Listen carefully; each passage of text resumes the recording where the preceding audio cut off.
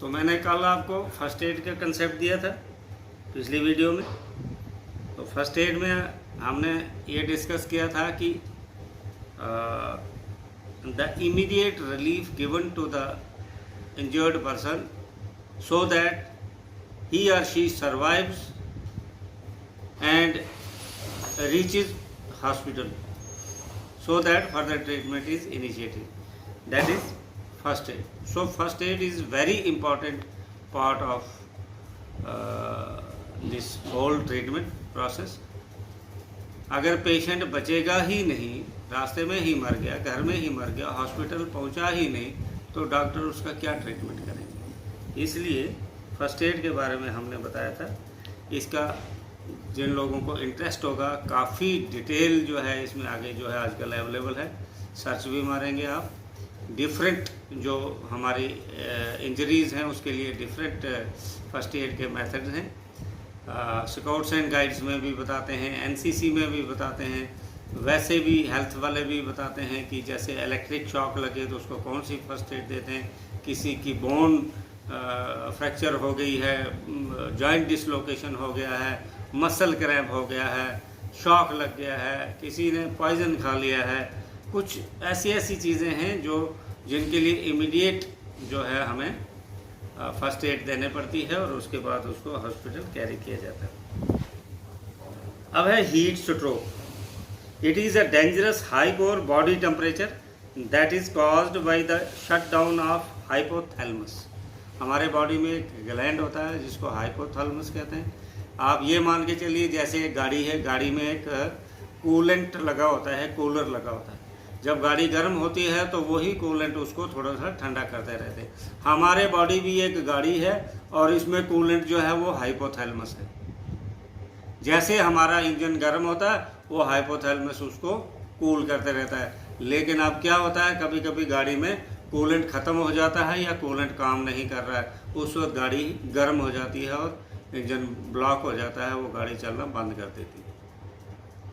वही same case यहाँ हमारे बॉडी में भी होता है। जब हाइपोथैलेमस जो है शट डाउन कर देता है, मीन्स काम करना बंद कर देता है, उस वक्त हमारे बॉडी का टेम्परेचर एक्सट्रीम हाई हो जाता है। उसी प्रॉब्लम को स्ट्रोक या हीट स्ट्रोक कहते हैं।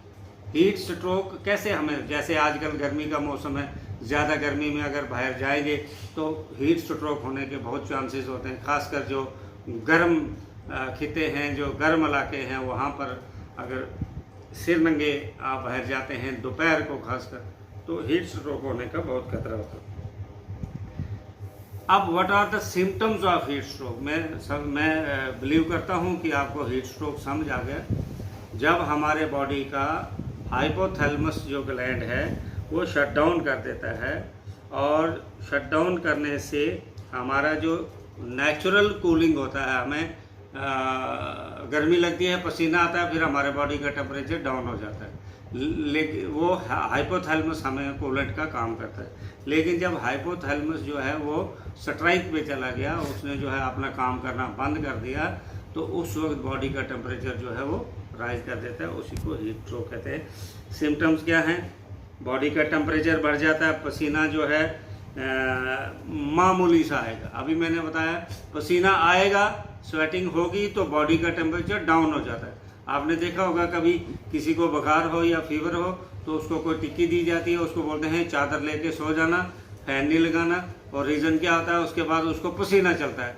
जब पसीना चलता है उसको खूब स्वेटिंग होती है, तो उसके बाद उसको बॉडी का टेम्परेचर नॉर्मल हो जाता है। हीट एक्सपोजर, पल्स उसकी बहुत तेज चलेगी, सांस लेने में दिक्कत होगी, कन्फ्यूजन होगी, हेडेक होगी, गर्मी फील होगी, उसको ड्राइनेस फील होगी, और कभी कभी वो बेहोश भी हो जाता है, अनकॉन्शियस भी हो जाता है। इसकी ट्रीटमेंट क्या है? ट्रीटमेंट अगर काजिज़ आपको मालूम है तो ट्रीटमेंट भी आपको मालूम होना चाहिए। पहली ट्रीटमेंट है कि बॉडी को कूल डाउन करना है, लेकिन इसमें एक चीज़ का ध्यान रहे, एक्सपोजर भी हो सकता है। बॉडी उसकी बहुत गर्म है, आप फ्रिज से पानी निकालोगे, बर्फ़ निकालोगे, पानी में डालोगे, वो आइस कूल वाटर उसके ऊपर डालोगे तो उसको एक्सपोजर भी हो सकता है। तो बॉडी उसकी हमारा टारगेट है कि उसकी बॉडी के टेम्परेचर को जेंटली जो है थोड़ा थोड़ा डाउन करने की कोशिश करनी है। जैसे कोई कपड़ा ले लिया, उसको ठंडे पानी में डिप किया, निचोड़ा, और उसके माथे पर आप देखते हैं छोटे बच्चों को या कुछ है उनको वो जो वाइट हैंकी या टॉवल जो है वो भिगो के उसके बॉडी पर या हेड पे रखते हैं तो वो हीट एब्जॉर्ब करते जाता है। This is the way. ये नहीं है कि फ्रिज से पानी एक बाल्टी निकालेंगे आइस कूल तो उसके ऊपर डालेंगे जी फटाफट ठीक हो जाएगा, तो उसको एक्सपोजर हो जाएगा, उससे ज़्यादा उसको प्रॉब्लम हो जाएगी। तो ये कहाँ रखने हैं? नेक के नीचे रख सकते हैं, आर्म पिट्स में रख सकते हैं, पैरों में रख सकते हैं, ग्रोइन रीजन में रख सकते हैं। Then comes dehydration. Dehydration means loss of water और लॉस ऑफ इलेक्ट्रोलाइट्स और लॉस ऑफ बोथ। अब जब लॉस ऑफ वाटर हम कहते हैं तो अब उसमें दो बातें आती हैं। एक आता है हाइपरटोनिक, एक आता है हाइपोटोनिक, एक आता है आइसोटोनिक। तो डिहाइड्रेशन तीन तरह का। डिहाइड्रेशन पहले आपने समझा when there is loss of fluid और loss of water from the body, excess loss of water from the body.